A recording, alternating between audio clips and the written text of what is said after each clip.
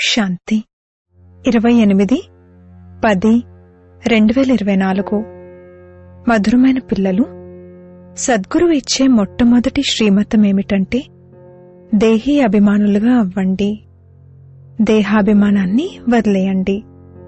ప్రశ్న: ఈ సమయంలో పిల్లలైన మీరు ఎటువంటి కోరికను లేక ఆశను ఉంచుకోకూడదు. ఎందుకు? జవాబు: ఎందుకంటే మీరందరూ వానప్రస్థులు. ఈ కనుల ద్వారా దేన్నైతే చూస్తున్నారో అదంతా వినాశనం అవ్వనున్నదని మీకు తెలుసు. ఇప్పుడు మీకు ఏమీ అవసరం లేదు, పూర్తి బికార్లుగా అవ్వాలి.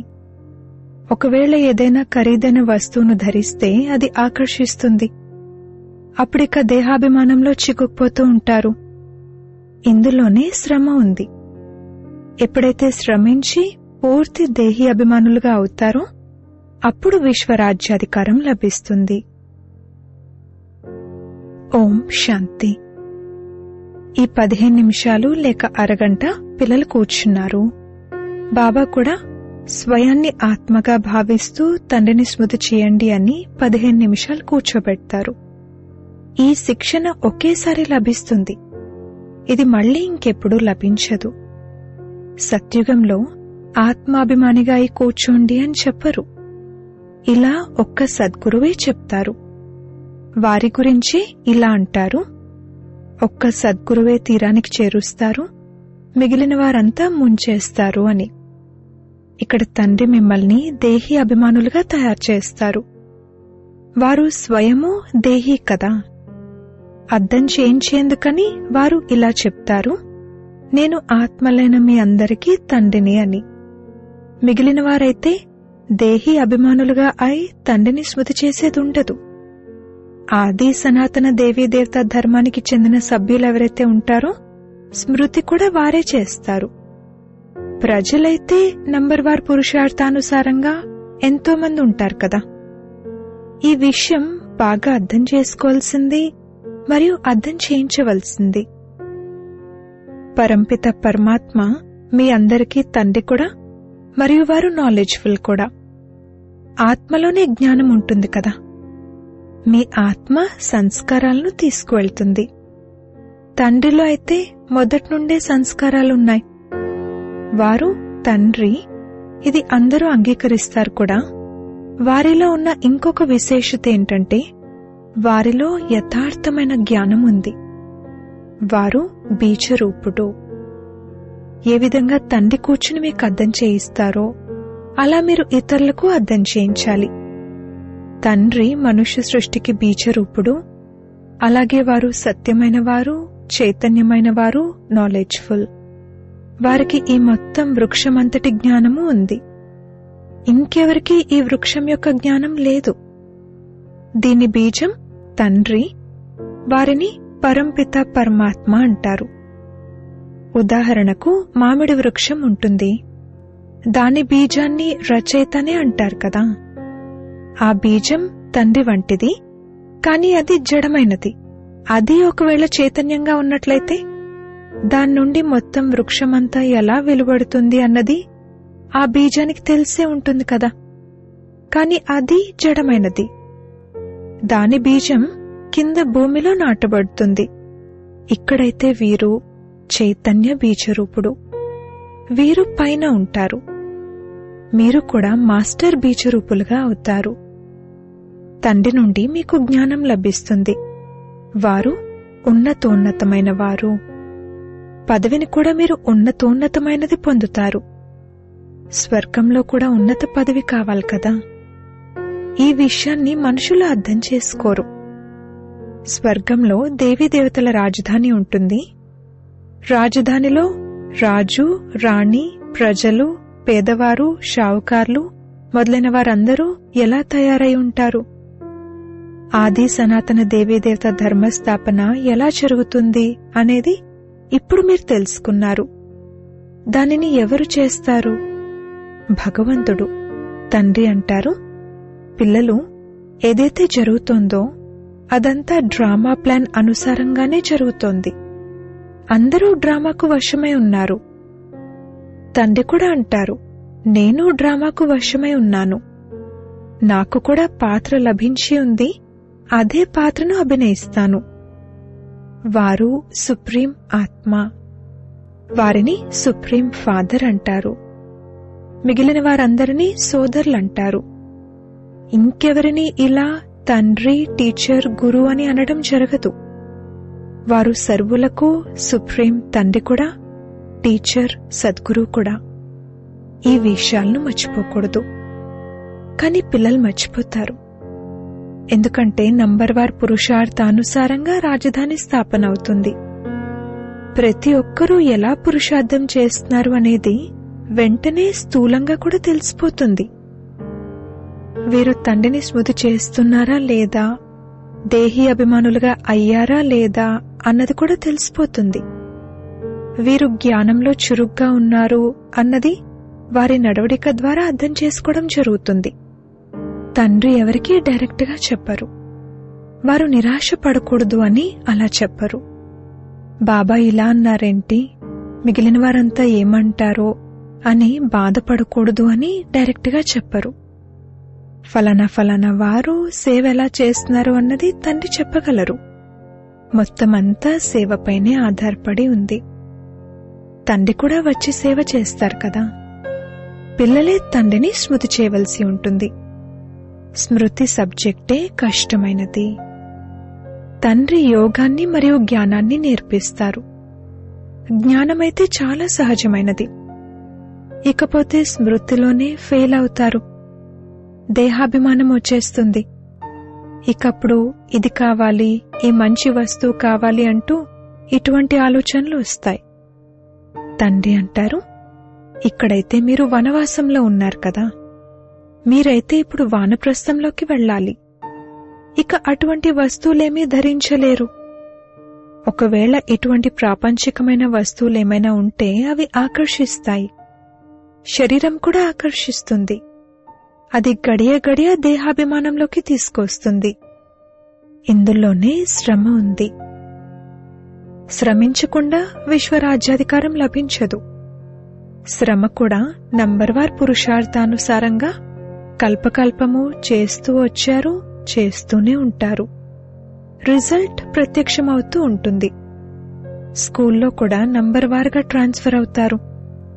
ఫలానా వారు బాగా కష్టపడ్డారు, వీరికి చదివించే అభిరుచి ఉంది అని టీచర్ అర్థం చేసుకుంటారు. ఆ అనుభూతి కలుగుతుంది. అందులో అయితే ఒక క్లాస్ నుండి ట్రాన్స్ఫర్ అయి 2వ క్లాస్లోకి, ఆ తర్వాత 3వ క్లాస్లోకి వస్తారు. ఇక్కడైతే ఒకేసారి చదవాలి. మున్ముందు మీరు ఎంతగా సమీపంగా వస్తూ ఉంటారో అంతగా అన్నీ తెలుస్తూ ఉంటాయి. ఇక్కడ బాగా కష్టపడాలి. తప్పకుండా ఉన్నత పదవిని పొందుతారు. కొందరు రాజారాణులుగా అవుతారు, కొందరు ఇంకోలా అవుతారు, మరికొందరు మరోలా అవుతారు అని మీకు తెలుసు. ప్రజలుగా కూడా ఎంతోమంది తయారవుతారు. వీరు దేహాభిమానంలో ఎంతగా ఉంటారు, వీరికి తండ్రిపై ఎంతటి ప్రేమ ఉంది, మొత్తమంతా వారి నడవడిక ద్వారా తెలిసిపోతుంది. తండ్రితోనే ప్రేమ ఉండాలి కదా, సోదరుల ప్రేమ కాదు. సోదరుల ప్రేమతో ఏమీ లభించదు. వారసత్వమైతే అందరికీ ఒక్క తండ్రి నుండే లభిస్తుంది. తండ్రి అంటారు, పిల్లలు స్వయాన్ని ఆత్మగా భావిస్తూ నన్ను స్మృతి చేసినట్లయితే మీ పాపాలు అంతమైపోతాయి. ముఖ్యమైన విషయమే ఇది. స్మృతితో శక్తి లభిస్తుంది. రోజు రోజుకు బ్యాటరీ నిండుతూ ఉంటుంది. ఎందుకంటే జ్ఞానధారణ జరుగుతూ ఉంటుంది కదా, బాణం తగులుతూ ఉంటుంది. రోజు రోజుకు మీ ఉన్నతి అనేది నంబర్వార్ పురుషార్థానుసారంగా జరుగుతూ ఉంటుంది. వీరొక్కరే తండ్రి, టీచర్, సద్గురు.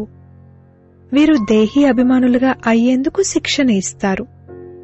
ఇది ఇంకెవ్వరూ ఇవ్వలేరు. మిగిలిన వారందరూ దేహాభిమానులుగా ఉన్నారు. ఆత్మాభిమానులుగా అయ్యే జ్ఞానం ఎవ్వరికీ లభించనే లభించదు. మానవ మాతృలెవ్వరూ తండ్రి, టీచర్, గురువుగా అవ్వలేరు. ప్రతి ఒక్కరూ తమ తమ పాత్రను అభినయిస్తున్నారు. మీరు సాక్షిగా అయి చూస్తున్నారు. మొత్తం నాటకం అంతటినీ మీరు సాక్షిగా అయి చూడాలి. పాత్రను కూడా అభినయించాలి.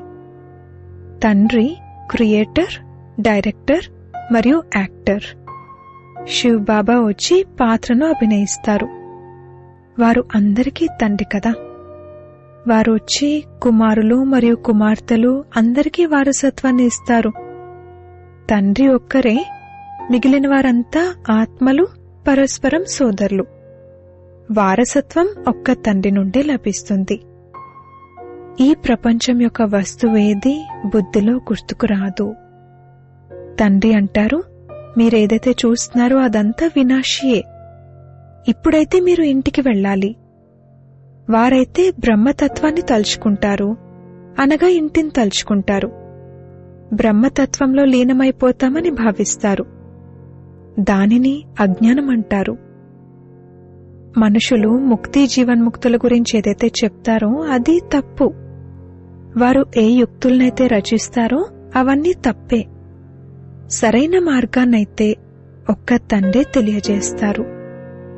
తండ్రి అంటారు, నేను మిమ్మల్ని డ్రామా ప్లాన్ అనుసారంగా రాజులకే రాజులుగా తయారు చేస్తాను. కొందరంటారు, మా బుద్ధిలో కూర్చోవడం లేదు, బాబా మా నోరును తెరవండి, కృప చూపించండి అని. తండ్రి అంటారు, ఇందులో బాబా చేసేదేమీ లేదు. ముఖ్యమైన విషయం ఏంటంటే మీరు డైరెక్షన్లపై నడవాలి. ఒక్క తండ్రి నుండే సరైన డైరెక్షన్ లభిస్తుంది. మిగిలిన మనుషులందరివి తప్పుడు డైరెక్షన్లు. ఎందుకంటే అందరిలోనూ పంచవికారాలున్నాయి కదా. కిందకు దిగజారుతూ దిగజారుతూ తప్పుగా అయిపోతూ ఉంటారు. రిద్ధి సిద్ధి మొదలైనవేమేమో చేస్తూ ఉంటారు. వాటిలో సుఖమేమీ లేదు. ఇవన్నీ అల్పకాలికమైన సుఖాలని మీకు తెలుసు. దానిని కాకిరెట్టతో సమానమైన సుఖం అంటారు. మెట్ల వరుస చిత్రంపై చాలా బాగా అర్థం చేయించాలి, మరియు వృక్షం గురించి కూడా అర్థం చేయించాలి. మీ ధర్మాన్ని స్థాపించేవారు ఫలానా ఫలానా సమయంలో వస్తారని, క్రైస్టు ఫలానా సమయంలో వస్తారని మీరు ఏ ధర్మం వారికైనా చూపించొచ్చు. ఎవరైతే ఇతర ధర్మాల్లోకి కన్వర్ట్ అయిపోయారో వారికి ఈ ధర్మమే నచ్చుతుంది. వారు వెంటనే బయటకు వస్తారు. కానీ ఒకవేళ ఎవరికైనా ఇది నచ్చకపోతే ఇక వారు పురుషార్థం ఎలా చేస్తారు? మనుషులు మనుషులను ఉరికంబంపైకి ఎక్కిస్తారు. మీరైతే ఒక్క తండ్రి స్మృతిలోనే ఉండాలి. ఇది చాలా మధురమైన ఉరి. ఆత్మ యొక్క బుద్ధియోగం తండ్రి వైపు ఉంటుంది. తండ్రిని స్మృతి చేయమని ఆత్మకు చెప్పడం జరుగుతుంది. ఇది స్మృతి రూపీ ఉరి. తండ్రి అయితే పైనే ఉంటారు కదా. మనం ఒక ఆత్మని, మనం తండ్రిని స్మృతి చేయాలని మీకు తెలుసు. ఈ శరీరాన్నైతే ఇక్కడే వదిలేయాలి. మీకు ఈ జ్ఞానమంతా ఉంది. మీరిక్కడ కూర్చుని ఏం చేస్తారు? వాణి నుండి అతీతంగా వెళ్లేందుకు పురుషార్థం చేస్తారు. అందరూ నా వద్దకు రావాలి అని తండ్రి అంటారు. కావున వారు కాలుడికే కాలుడైనట్లు కదా. ఆ కాలుడైతే ఒక్కరినే తీసుకువెళ్తాడు. అలాగని ఇలా తీసుకువెళ్లేందుకు అక్కడ కాలుడంటూ ఎవ్వరూ లేరు. ఇదంతా డ్రామాలో నిశ్చితమై ఉంది. ఆత్మ తనంతట తానే సమయం అనుసారంగా వెళ్లిపోతుంది. ఈ తండ్రి అయితే ఆత్మలందర్నీ తీసుకువెళ్తారు. ఇప్పుడు మీ అందరి బుద్ధియోగము మీ ఇంటికి వెళ్లే వైపు ఉంది. శరీరం వదిలేయడాన్ని మరణించడం అంటారు. శరీరం అంతమయ్యాక ఆత్మ వెళ్లిపోతుంది. బాబా, మీరొచ్చి మమ్మల్ని ఈ సృష్టి నుండి తీసుకువెళ్ళండి అనే తండ్రిని పిలుస్తారు. ఇక్కడ ఇక మనం ఉండేది లేదు. డ్రామా ప్లాన్ అనుసారంగా ఇప్పుడు తిరిగి వెళ్ళాలి. బాబా, ఇక్కడ అపారమైన దుఃఖం ఉంది, ఇప్పుడిక ఇక్కడ ఉండేది లేదు అంటారు. ఇది చాలా చీచీ ప్రపంచం.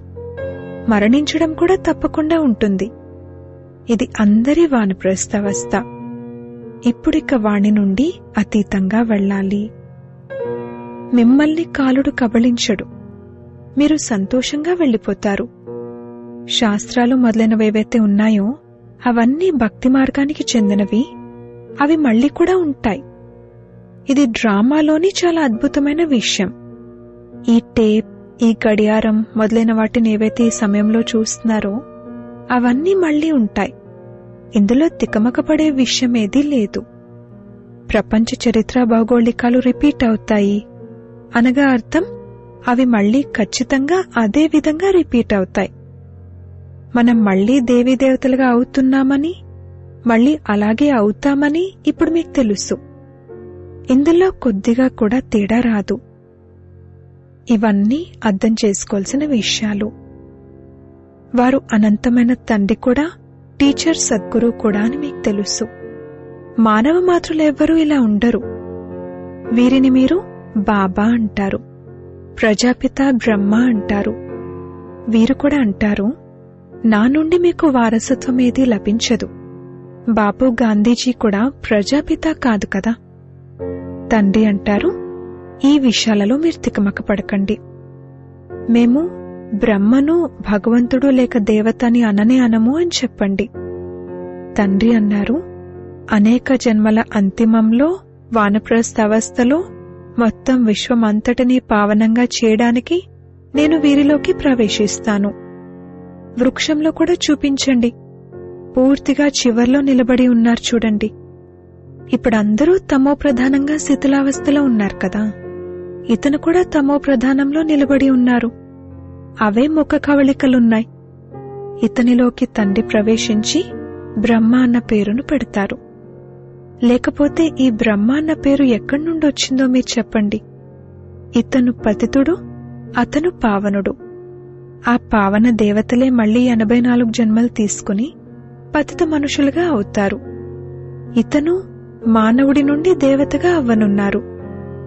మనుషులను దేవతలుగా తయారు చేయడం ఇది ఒక్క తండ్రి పనే.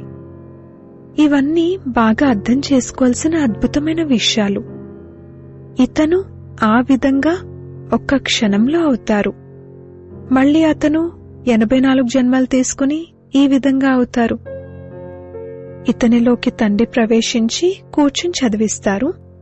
మీరు కూడా చదువుతారు. వీరి వంశావళి కూడా ఉంది కదా. లక్ష్మీనారాయణలు, రాధాకృష్ణుల మందిరాలు కూడా ఉన్నాయి. కాని ఈ విషయాలు ఎవరికీ తెలియవు. రాధాకృష్ణులు మొదట యువరాజు యువరాణులుగా ఉంటారు. మళ్లీ వారే లక్ష్మీనారాయణలుగా అవుతారు. ఇతనే బికారి నుండి యువరాజుగా అవుతారు. మళ్లీ యువరాజు నుండి బికారిగా అవుతారు. ఇది ఎంత సహజమైన విషయం. 84 జన్మల కథ ఈ 2 చిత్రాల్లోనూ ఉంది.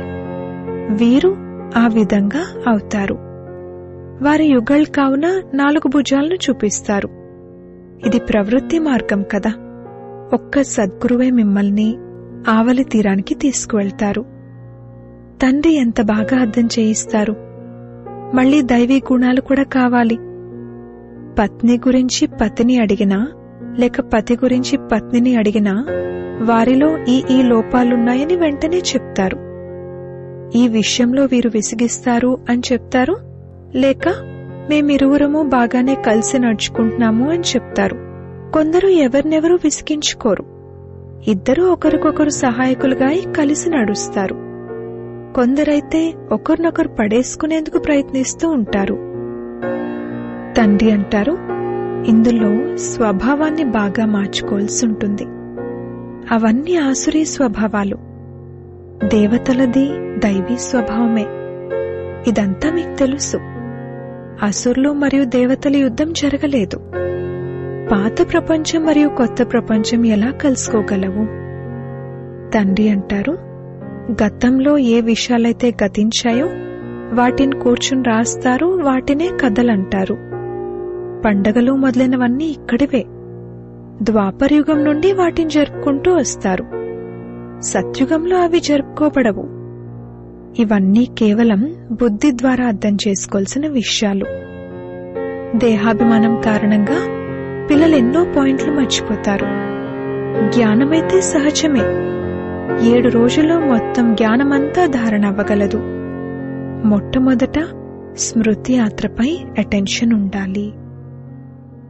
అచ్చా, మధురాతి మధురమైన సిక్కిలద్దె పిల్లలకు మాతా పిత బాప్దాదాల ప్రియ స్మృతులు మరియు గుడ్ మార్నింగ్.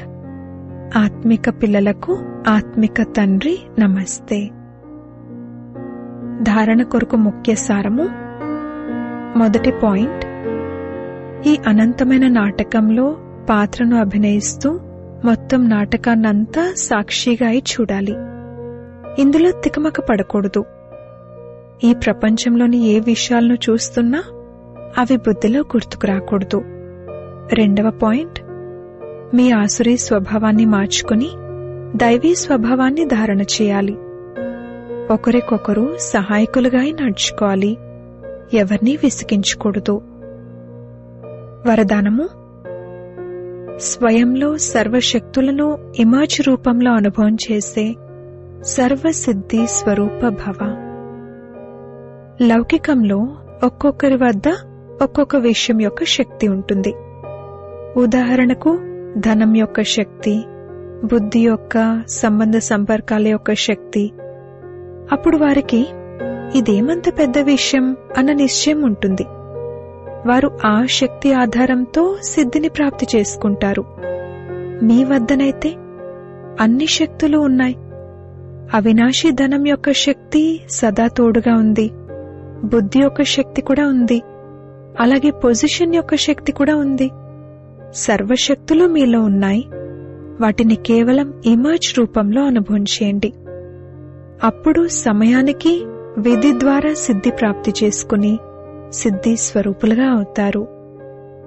స్లోగన్: మనసును ప్రభు అప్పగించిన సంపదగా భావిస్తూ దానిని సదా శ్రేష్ఠ కార్యంలో వినియోగించండి. ఓం శాంతి.